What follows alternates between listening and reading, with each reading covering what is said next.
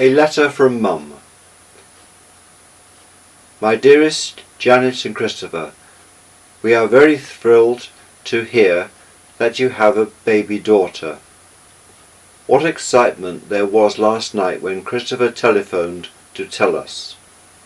You have chosen lovely names for her as well. Do hope that you are not feeling too tired, Janet.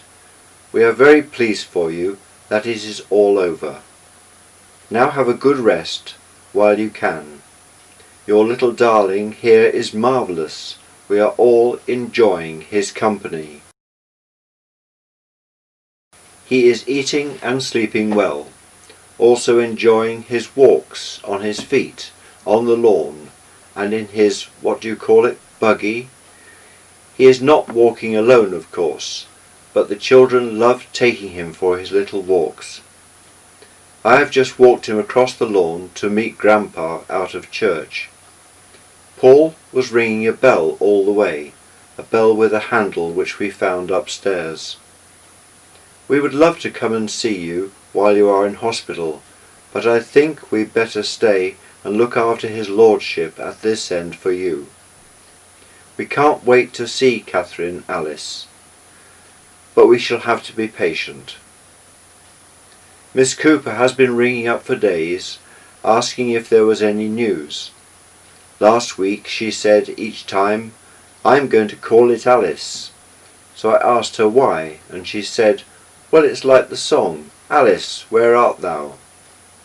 So when I told her last night that you had chosen Alice for the second name, she was absolutely amazed. It was quite a coincidence. Must stop now, and I'm going to take Paul for a walk to the Evening Telegraph office to put an announcement in the paper.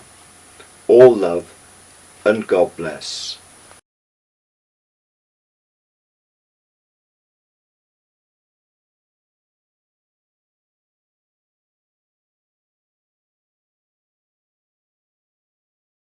For the first 2 years I had cycled to and from college, and one evening discovered that the handlebars of my bicycle had been stolen and that the thieves had cut through the brake and gear cables.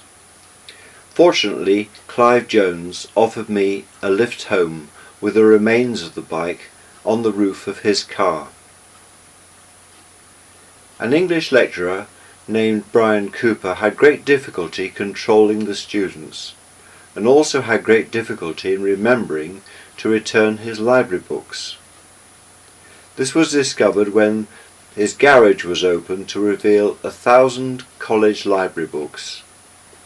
The college principal killed 2 birds with 1 stone by appointing Brian full-time librarian when the post became vacant.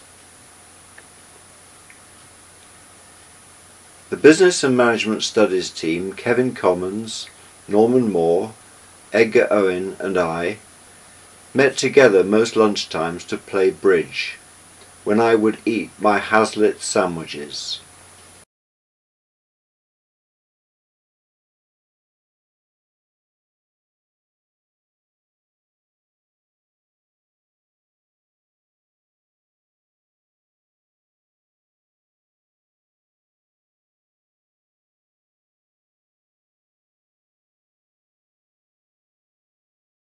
North Warwickshire College of Technology and Art in Nuneaton advertised the post of Lecturer Grade 2 with responsibility for introducing the new BEC General Business Studies course. I was selected and began work in January 1978, in the face of some resentment from an internal candidate who didn't get the job. I regularly met up with the lecturers from the other 3 Warwickshire colleges who had the same responsibility, and in September the new course was launched. Jan and I became aware of the loneliness of some elderly people in the area, and we approached social services asking what we could do to help. They had no idea, and so the next stop was Help the Aged, who enabled us to set up a weekly meeting place in the local scout hut. They provided us with ideas, cups, and a list of possible speakers. We gathered together a team of helpers and advertised the centre. It ran for nearly a year, but petered out while we were away for 4 weeks in the summer.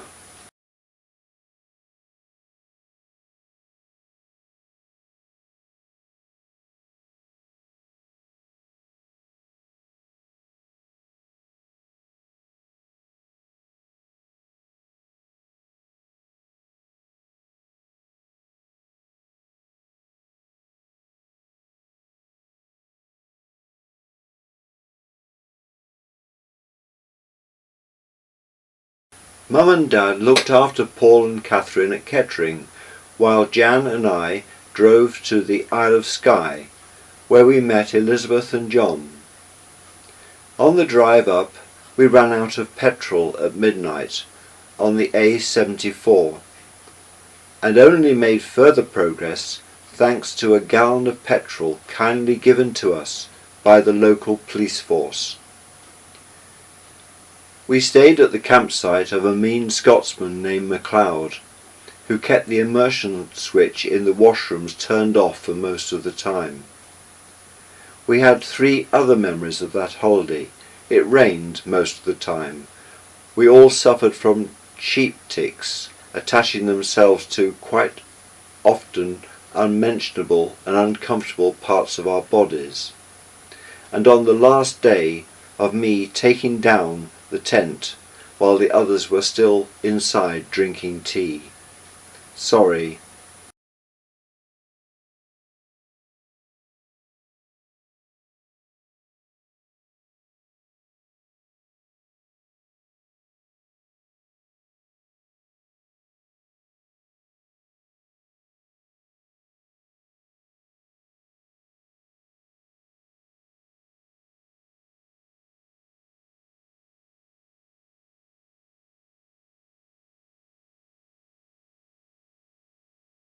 While the children were young, we had 2 holidays at Mablethorpe, at a chalet park, and it was there that 2 of Paul's well-remembered phrases were uttered.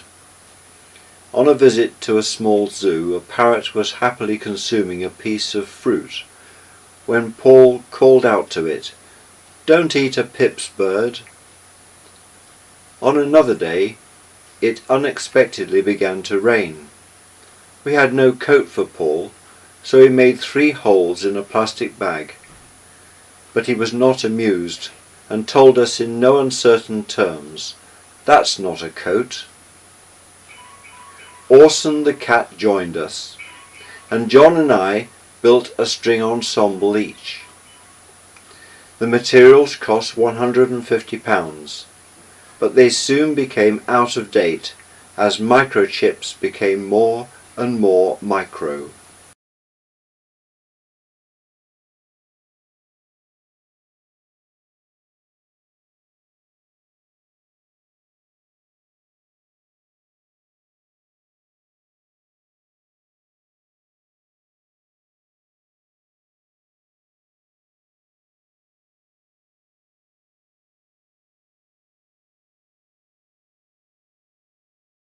The Times newspaper was on strike, so there was no educational supplement. To fill the gap, a new weekly paper with teaching job advertisements appeared. One day, while idly looking through a copy, I saw an advertisement for a senior lecturer's job in the Isle of Man. I applied and was called for interview. Jan and I went and had a look around the island. To my surprise, I was offered the post, but we found it difficult to find a home as the market was so active. In the end, we agreed to buy a house which had not yet been built. Plot 23, Lomvain Close, Onchan. Back in Hinckley, we put our house, to which we had added an extension, a new roof and central heating, on the market at £11,000. A lawyer's secretary, Mrs. Renwick, agreed to buy it, and the sale went through quite quickly.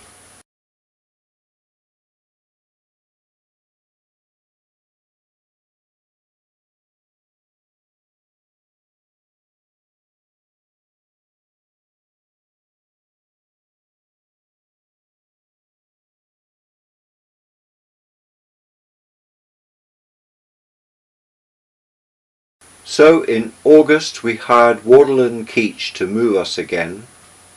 They did not use the new roll-on roll-off facility that had just started to run from Heysham, and so all of our possessions were unloaded by Liverpool dockers and put into a container for their trip across the Irish Sea.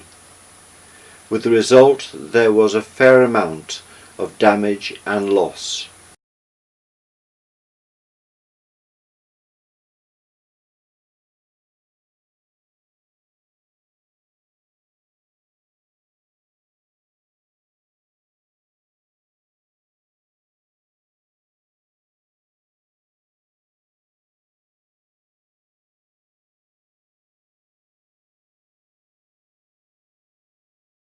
Having said our farewells to 7 Burley Road, we drove to Billinge, where we stayed the night before boarding the 11 a.m. ferry at the Prince's Landing stage in Liverpool. The weather was fine, but as the boat neared the Isle of Man, the sky became darker.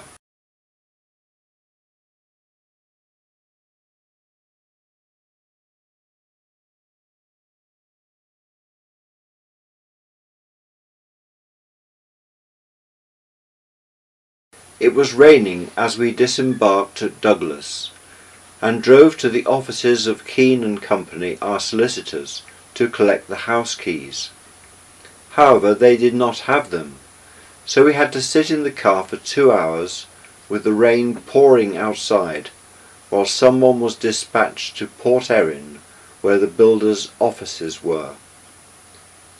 We started to wonder whether we had done the right thing in moving to the Isle of Man.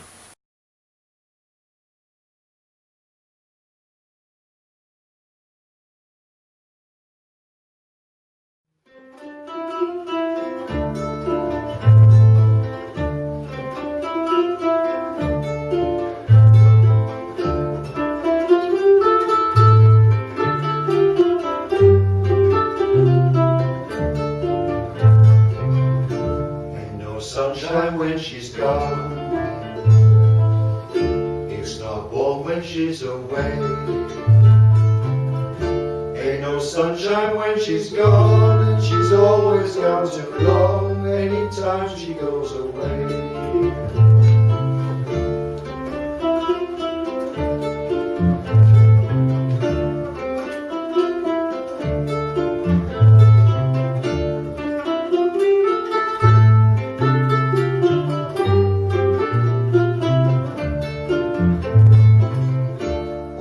This time where she's gone, Wonder this time where she's gone. wonder if she's gonna stay. Wonder if she's gonna stay. Ain't no sunshine where she's gone, this house just ain't no home anytime she goes away. Anytime she goes away. And I know, I know, I know, I know, know, I know, I know, I know, know, I know, I know, I know, know, I know, I know, I know, I miss her so. Ain't no sunshine when she's gone. Ain't no sunshine when she's gone.